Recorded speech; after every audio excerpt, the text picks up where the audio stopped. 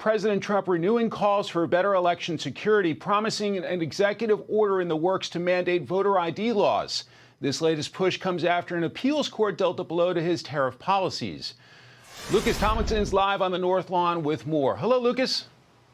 Good afternoon, Mike. And hot off the Truth Social press, the president replying and responding once again to that appellate court's ruling, striking a blow to the president's agenda. Let's read it for everyone right now. It says, quote, "Without tariffs and all of the trillions of dollars we have already taken in, our country would be completely destroyed and our military power would be instantly obliterated. In a 7-4 opinion, a radical left group of judges didn't care.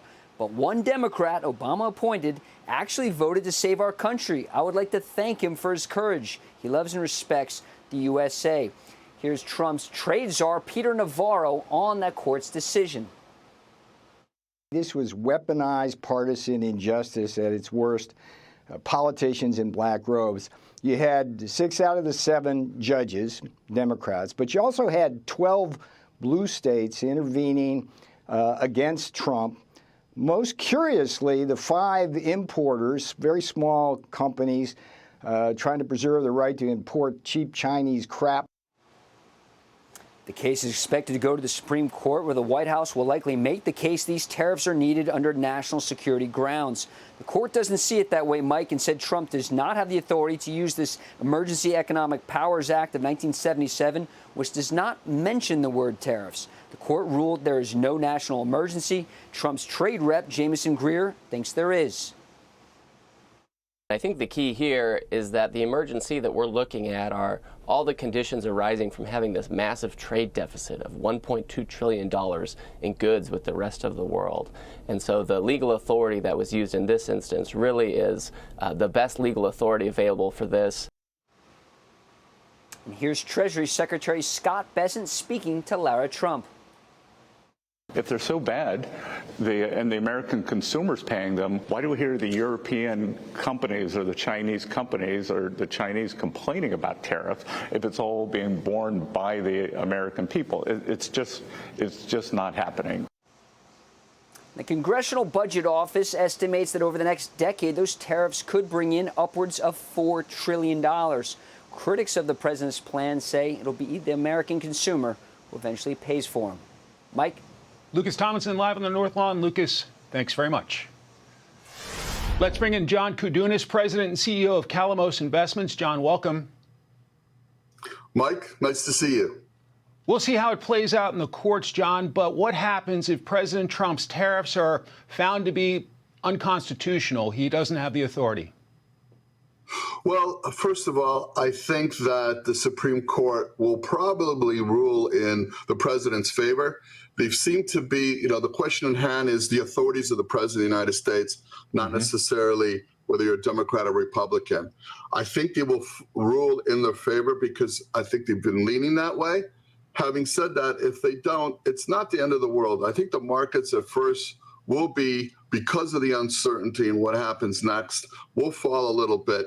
But as they figure out that the president and this administration still has many levers to pull, all the secondary treaties on the industries, whether it be automotive, whether it be steel, aluminum, all the copper and everything else, those are still in place. All the treaties that were signed and the tariffs that were signed are still in place. And the leverage that he still has used with these tariffs to do the deals, that's not going away, because he could take one by one and look at the industry and where the particular country would be hurt the most in order to use that leverage so we could have a fair deal that we haven't had in the past. And that's why part of the reason our budget is through the moon. I want to pick up on a point you just made. Markets and investors don't like uncertainty. So could we be in for a bumpy ride in the markets after the holiday this week? Look, I think it opens up on Tuesday a little bit lower on the news, but then, it'll bounce back. It's a non-event because the actual tariffs that are still going to be in place through October till the Supreme Court announces their verdict. So I don't see it being a huge bump. I do see potentially a small bump. It's because of the uncertainty. But when they realize that even if the Supreme Court rules against the administration and the president, the irony of it all is a lot of people didn't want the tariffs at first, and the market at first didn't want the tariffs. So it will settle in, and it's going to be just fine. I'm not worried about it, although there will be volatility for sure. We know President Trump has been pushing for interest rate cuts. Do you anticipate aggressive interest rate cuts? Look, I don't anticipate aggressive cuts. I think the market is pricing potentially 25 basis points in September, maybe one more November, December, 3 to 4 next year at best. But, until there's a new Fed governor chief, I don't see anything more aggressive. And I don't think the market's going to really need it to be more aggressive. We'll wait and see what happens with the labor markets next Friday. But I think that we're looking 1.5 by the end of next year, % going down. That's not that aggressive, and I don't see it getting that much more aggressive because the economy underlying outside of labor is still very strong. Strong consumer buying, strong, inflation in terms of the energy and stuff has been a big positive of bringing those numbers down. So here in Washington, obviously both sides can't agree on anything for the most part. So you hear very partisan reactions to what's happening. You're a big-time CEO based in the Midwest. What's your view, big picture, of the American economy right now? I think GDP is going, we saw what happened in the second quarter. We go from, down 0.5 to 3.3 up. I see it continuing. Maybe not as aggressive in the second half, but it's going to be up 2.5, who knows? And we're going to see it continue. I think that the American economy is strong and it's very resilient, Mike.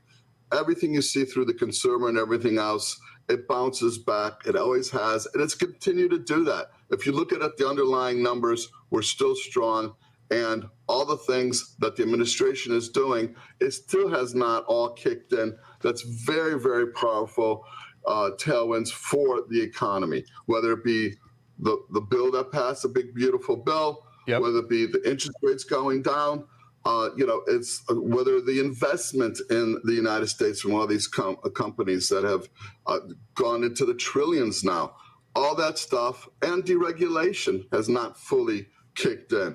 A lot of positives that I'm very confident that although volatile, the economy is going to be strong and do really well. The markets are going to do well for the next year or two.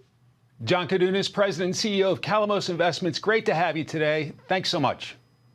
Great to be here, Mike. Thank you.